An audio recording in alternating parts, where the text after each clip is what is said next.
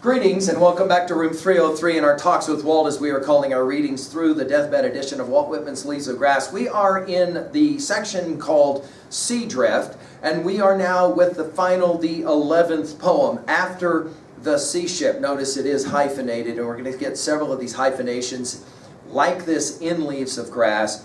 The question is obviously, how will Walt Whitman finish this 11 section Sea Drift that started with that amazing poem, Out of the Cradle Endlessly Rocking. Now the assumptions are that you've been with us at LearnStrong.net from the very beginning. Down the left-hand side, Talks with Walt is our playlist. Everything from inscriptions up through an introductory set of comments for Sea Drift, and then of course we have just finished with Barnegat. So let's turn now to our Nortons to get some background information on this last of the poems in the Sea Drift section. The poem was first published in the Christmas number of the New York Daily Graphic, December 1874, under the title, In the Wake Following. And that will be significant, that word following. The other manuscripts of this include many variants and have other titles like Waves in the Vessel's Wake. The poem took its present title in 1876, The Two Rivulets, and in Leaves of Grass in 1881. It finally became the last one of the Sea Drift group.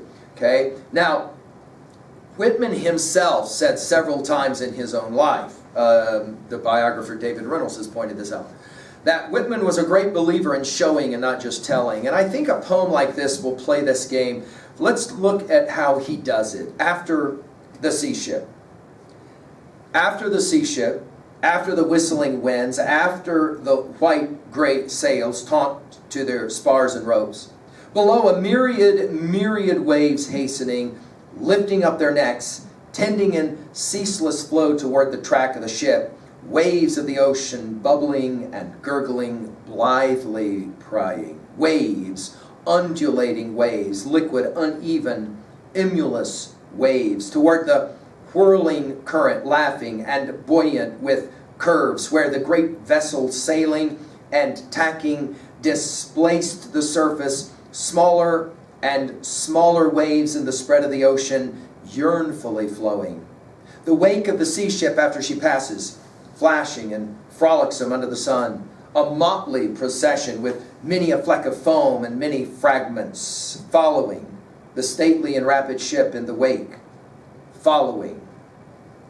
It's fun, and I've said this to you guys before. I think Whitman, while he plays the game of poetics, is having a lot of fun. And I think this is one of the reasons we want to read Leaves of Grass, especially the way we're reading it.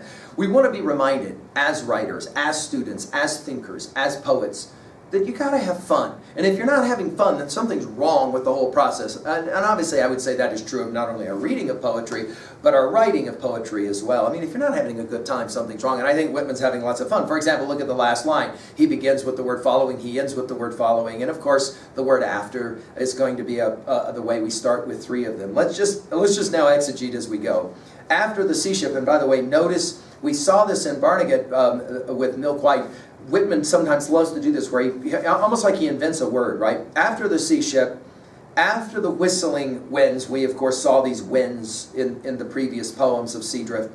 After the white great sails, and then taunt to their spars and ropes. And of course, readers of Whitman's day would know this would understand these lines far better than us, because obviously they knew a whole lot more about the very fact of being on ships or seeing ships and the like. Notice it's after, but then it's below. And I think that in some ways this poem is kind of trying to encapsulate a whole lot of what's happened in Sea Drift. Below a myriad again stacking, just like the first two lines, or the first two words of Barnegat. Below a myriad waves hastening, lifting up their necks, tending in ceaseless flow, that idea of the inevitability of evolution, toward the track of the ship. Now, the ship obviously can, in Whitman, often be a representation. When we hit "Oh Captain, My Captain," we'll come back to this image that this ship of state, that is to say all of us, America itself is a ship, waves of the ocean, and then notice all of these ing words again, bubbling and gurgling, blithely prying, waves, undulating waves. You'll remember this undulating all the way back to our very beginning in Cabin Ships at Sea.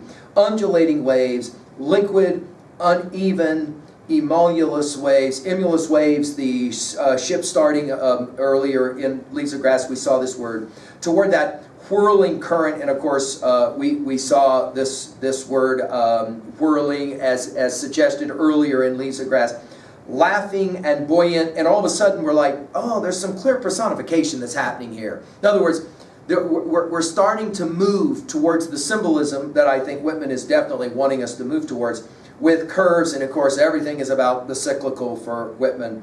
Where the great vessel, and again, if you're thinking about America as the great vessel, this starts to make sense, sailing and tacking, displaced the surface, right? So in other words, creating the wake.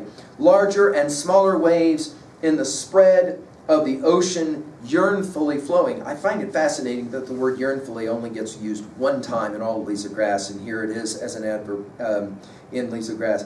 The wake, and again we're back to this idea of the wake, of the sea ship after she passes, flashing and frolicsome. For those of you who are going, wait, frolicsome? Yes, crossing Brooklyn Ferry, number 3, you'll remember the frolicsome crests.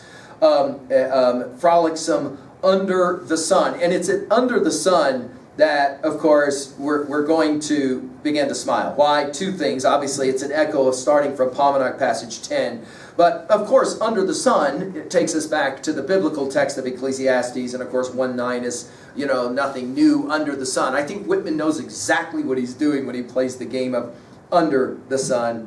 Then he uses the term motley, a motley procession. You'll remember motley from In Cabin Ships at Sea, with many a fleck of foam and many fragments. Notice all these F sounds. They're almost like slow down the line. Following, another F word, of course, the stately and rapid ship in the wake following. And I think when we look at a poem like this and we ask, okay, what exactly is it that Whitman is doing in the end? Well, obviously it's a celebration poem. That is to say, you can't stop the progress of the great ship. You can't stop the progress of the individual soul. That is to say, you can't stop the progress of soul and or souls, right? That is to say, all of us together. This is, of course, going to be the way that Whitman will end his Sea Drift. It is going to be on an optimistic note. It's going to be that behind the ship, obviously there's still wake left, and obviously if you're thinking about history and the emphasizing that in all of history, everything for Whitman is leading up to this thing called America, and he genuinely believed that. It's obvious from our reading of Leaves of Grass. It's obvious. I mean, there's so many different ways to look at Leaves of Grass, and obviously one of them is politically, and we've done quite a bit of that. At 2b, I love the use of the words after and following to connote some kind of hope and hope-filled, and this idea of yearning and longing for.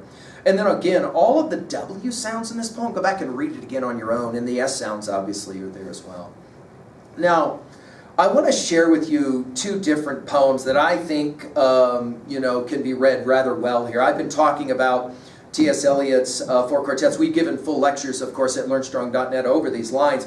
But I'd like to just play the game with you of, these are words I think that T.S. Eliot is playing around with Whitman without wanting to admit it out loud. Do you remember this set of lines from Dry Salvages 3?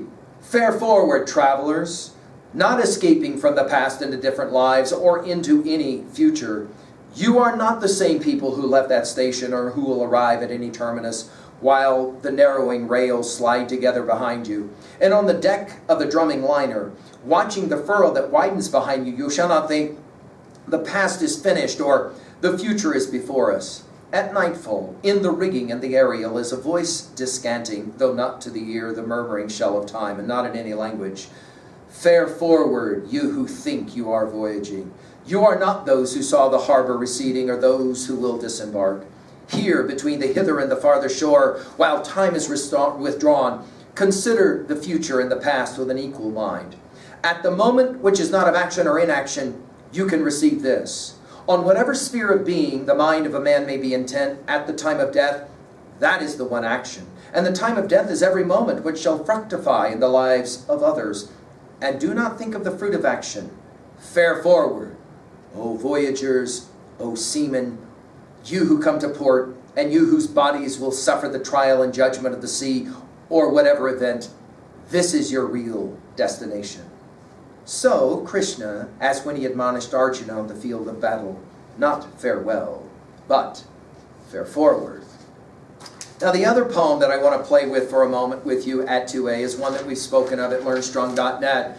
Tennyson's Crossing the Bar, written in 1889 at the age of 80, 3 years before he died. We've talked about this elsewhere. I mean, he was doing a ferry trip to the Isle of Wight and he wrote this poem. Remember the poem of Whitman that we just read, first published in 1874 and final in 1881.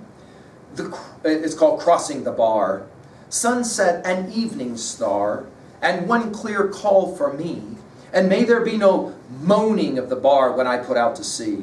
But such a tide as moving seems a sleep too full for sound and foam, when that which drew from out the boundless deep turns again home. Twilight and evening bell, and after that the dark, and may there be no sadness of farewell when I embark. For though from out our bourne of time and place the flood may bear me far, I hope to see my pilot face to face when I have crossed the bar. I give you these two poems, and of course we could think of many, many others, to try to compare the poem that we were working with here, After the Sea Ship. Now let's finish at 3B. Do you have hope for after the storm? I think Whitman is certainly wanting us to ask a question like this. We are going to go through some pretty serious challenges in our life. Do you have the ability to look beyond the storm, to look after following? Right. And then finally, what are your thoughts about sea drift? What were your favorite images? What were your favorite parts? We began by saying the great poets love to show instead of tell. What for you are the best?